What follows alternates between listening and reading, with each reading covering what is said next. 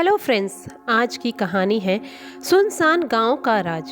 बहुत समय पहले पहाड़ियों के बीच बसा धरौली गांव हरा भरा और खुशहाल था।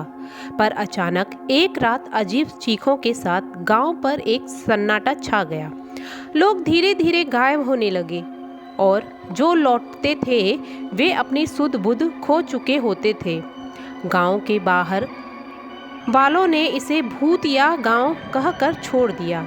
कुछ वर्षों बाद अजय नाम का एक युवा पत्रकार इस रहस्य का पता लगाने के लिए गांव की ओर निकल पड़ा। उसे यह खबर मिली थी कि गांव में जो भी गया वह कभी नहीं लौट के आया।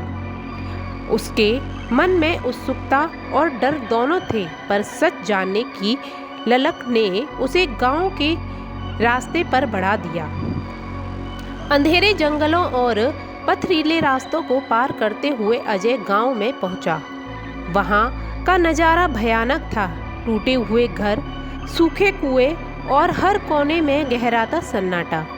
अचानक उसे लगा कि कोई परछाई उसके पीछे चल रही है।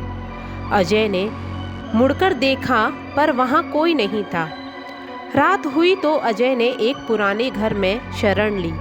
आधी रात को उसे एक मध्यम सी आवाज़ सुनाई दी, जैसे कोई रो रहा हो। वह आवाज उसे तहखाने तक ले गई। नीचे उतरते ही उसने देखा कि दीवारों पर अजीब व गरीब निशान थे और एक कोने में एक बुढ़िया बैठी थी। उसकी आंखें सफ़ेद थी और चेहरा बिना भाव के।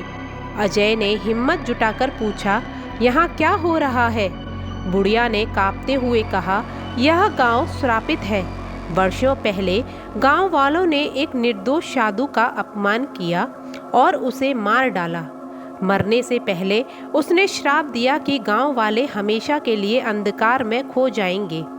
तभी से यहाँ आत्माएं भटकने लग रही हैं और जो कोई इस गांव में आता है उन्हें अपनी दुनिया में ले जाती हैं खींचती हुई। बुढ़िया की बात सुनकर अजय के पैरों तले जमीन खिसक गई। तभी घर की दीवारों से कान फाड़ देने वाली चीखें गूंजने लगी। ऐसा लगा मानो आत्माएं जाग गई हों। अजय जान गया कि अगर वह अभी यहाँ से नहीं निकला तो हमेशा के लिए फंस जाएगा। भागते हुए अजय जंगल की ओर दौड़ा। पीछे से आवाज़ें उसका पीछा करती रहीं।